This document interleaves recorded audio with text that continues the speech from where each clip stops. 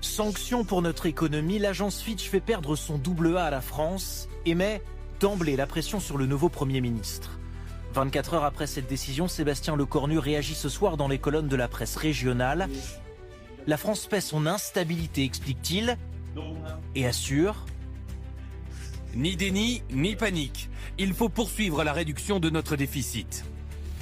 L'agence justifie sa décision par l'absence de réforme et les crises politiques à répétition depuis plusieurs années. La France a pourtant longtemps fait figure d'élève modèle.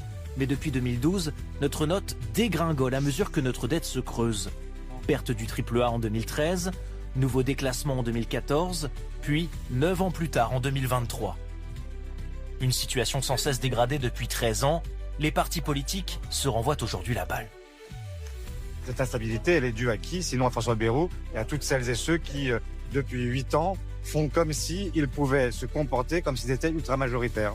De son côté, pour Marine Le Pen, cette dégradation, hélas attendue et redoutée, montre que la France n'a plus de temps à perdre avec des politiciens prisonniers de leur propre lâcheté.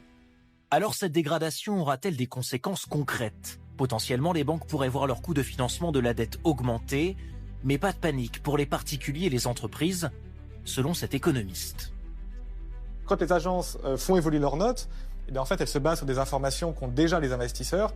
Et donc les investisseurs, les créanciers de la France, ont déjà pris en compte l'état dégradé des finances publiques. Donc l'agence de notation vient plutôt, je dirais, confirmer ce que tout le monde sait déjà. Pour rembourser sa dette, la France emprunte désormais à un taux équivalent à celui de l'Italie. Une situation inédite. Les deux autres agences de notation doivent à leur tour rendre leur décision sur la note de la France en octobre et novembre prochains.